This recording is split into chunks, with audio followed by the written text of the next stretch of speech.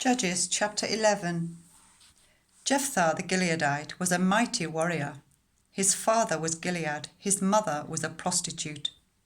Gilead's wife also bore him sons, and when they were grown up, they drove Jepthah away. "You are not going to get any inheritance in our family," they said, "because you are the son of another woman." So Jepthah fled from his brothers and settled in the land of Tob, where a gang of scoundrels gathered around him and followed him. Some time later, when the Ammonites were fighting against Israel, the elders of Gilead went to get Jepthah from the land of Tob. "Come," they said, "be our commander, so we can fight the Ammonites." Jepthah said to them, "Didn't you hate me and drive me from my father's house? Why do you come to me now, when you're in trouble?" The elders of Gilead said to him, "Nevertheless, we are turning to you now. Come with us to fight the Ammonites, and you will be head over all of us who live in Gilead."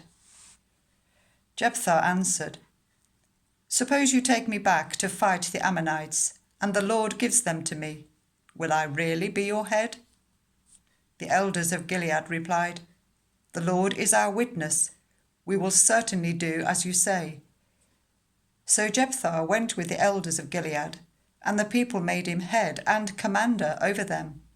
And he repeated all his words before the Lord in Mizpah.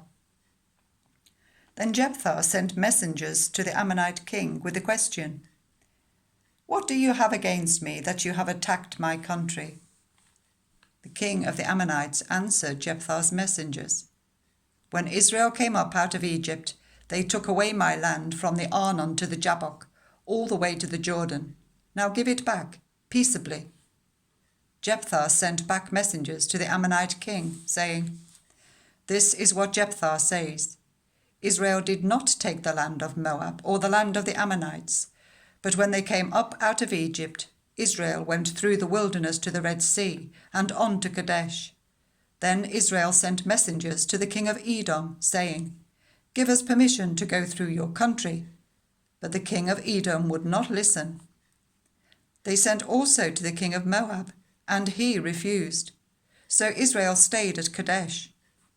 Next they travelled through the wilderness, skirted the lands of Edom and Moab, passed along the eastern side of the country of Moab, and camped on the other side of the Arnon.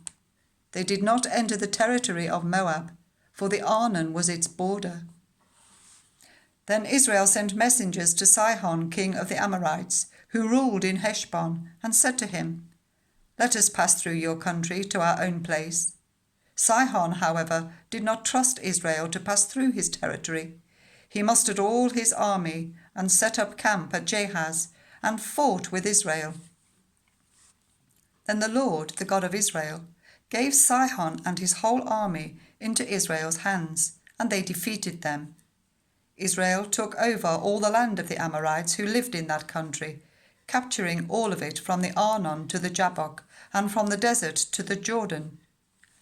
Now since the Lord, the God of Israel, has driven the Amorites out before his people Israel, what right have you to take it over? Will you not take what your god Chemosh gives you? Likewise, whatever the Lord our God has given us, we will possess. Are you any better than Balak, son of Zippor, king of Moab? Did he ever quarrel with Israel or fight with them? For 300 years Israel occupied Heshbon, Aroer, the surrounding settlements and all the towns along the Arnon. Why didn't you retake them during that time? I have not wronged you, but you are doing me wrong by waging war against me. Let the Lord, the judge, decide the dispute this day between the Israelites and the Ammonites." The king of Ammon, however, paid no attention to the message Jepthah sent him.